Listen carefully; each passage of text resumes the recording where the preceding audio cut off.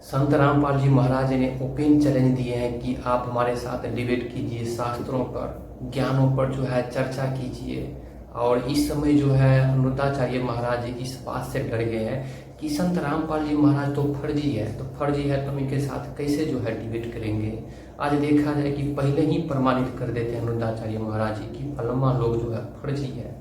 किस बेसिस पर आप कह सकते हैं कि फर्जी है? दो गुरु के बीच में अगर शास्त्र का जब पूरी तरह से चर्चा होता है, दो गुरु जब आपस में अपने अपने बातों को जब डिबेट्स के माध्यम से एक आम जनता तक पहुंचाते हैं, तो उसके बाद जो है ये पता चल जाता है कि कौन गुरु जो है एक अच्छे हैं और कौन गुरु जो है एक खराब है।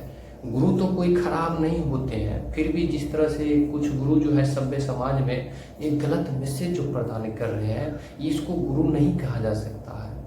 आज हमारा सभ्य समाज में जिस तरह से पतन होते जा रहा है मानसिक कुछ लोगों का, देखा जाए कि हमारे सभ्य समाज में अच्छे विचारों का जो पतन होते जा रहा है, सभ्य समाज में जो है गलत मैसेज मिलते जा रहा है, सभ्य समाज में एक नकारात्मक भाव प्रकट हो रहा है। इस बेसिस पर हम कह सकते हैं कि दो गुरु को आपस में जो है एक डिबेट कर लेने में क्या प्रॉब्लम है।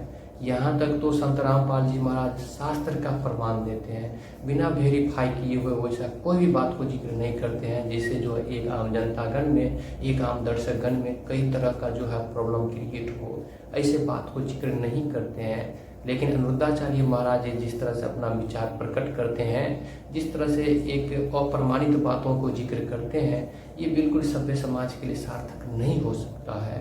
आप वैसे बात को जिक्र कीजिए जो सभ्य समाज के लिए सार्थक है, जो सभ्य समाज के लिए बेस्ट है, जो सभ्य समाज के लिए अच्छा है, वैसे बात को जिक्र कीजिए। इस तरह से देखा जाए तो इस समय सभ्य समाज में जिस तरह का जो मैसेज देखने को मिल रहा है कि आपस में जो है एक गलत मैसेज प्रदान करना और एक चैलेंज को स्वीकार न करना, ये कितने दुखनीय की विषय है। ऐसी स्थिति परिस्थिति में जो है दोनों गुरु को आपस में डिबेट कर लेना चाहिए। जरूरी थोड़ी है कि दोनों गुरु जो है जहाँ बुलाएंगे वहाँ जाएंगे, नहीं, एक ऐसे जगह पर पहुँचना चाहिए जहाँ एक हर आम दर्शकगण जो है उन विचारों और तथ्य के बातों को पूरी तरह से समझ सके, उस बातों को प्रमाणित कर सके।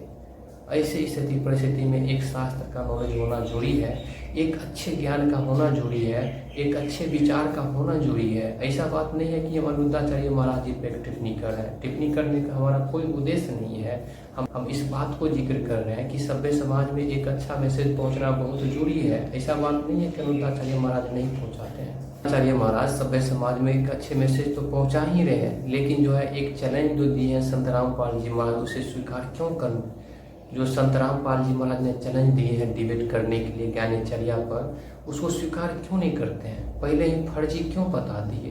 अनिरुद्धाचार्य महाराज फर्जी तो तब बताते जब संत रामपाल जी महाराज हार जाते बिल्कुल ज्ञानचर्या के माध्यम से, तब कह देते कि बाबा जी फर्जी है।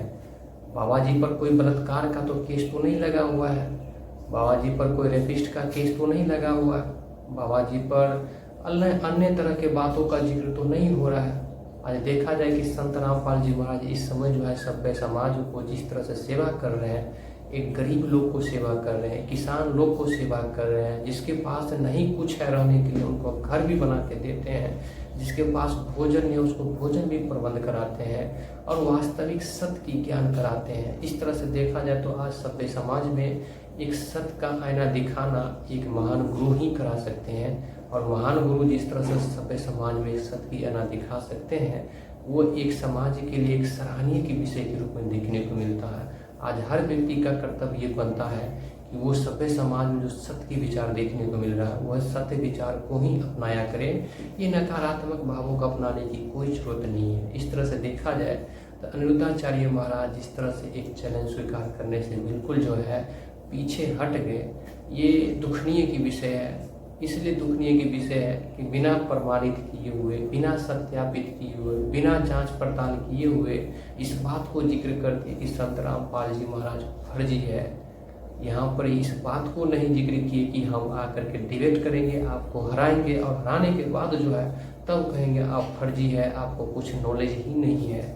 लेकिन नहीं, पहले ही जो इस तरह के बातों को जिक्र कर देना क्या सभ्य समाज के लिए सार्थक है? अब तो पहले प्रमाणित कीजिए और प्रमाणित करने के बाद इस बात को जिक्र कीजिए कि कौन सही है और कौन गलत है। यही सभ्य समाज की दुर्भाग्य है कि आपस में जिस तरह से सभ्य समाज में एक गलत मैसेज प्रदान करना, सभ्य समाज में एक नफरत की भाव को प्रकट करना, सभ्य समाज में ऊंच नीच की भाव को प्रकट करना, सभ्य समाज में एक जातिगत विभेद कराना, जातिगत विभेद के बेसिस पर जो है कंट्रोवर्सी क्रिएट करा देना, उसमें जगह जगह दंगा मारपीट करवा देना, उसमें जो है हमेशा सभ्य समाज में अनर्गल मैसेज पहुंचवा देना, ये गुरु का जो होता है कुछ गुरु का जो होता है लक्षण होता है, जो सभ्य समाज को पूरे नकारात्मक भाव देते चले जा रहे हैं, जिसके कारण जो है भारतवर्ष की स्थिति और परिस्थिति दिन प्रतिदिन जो है दयनीय होते चला जा रहा है।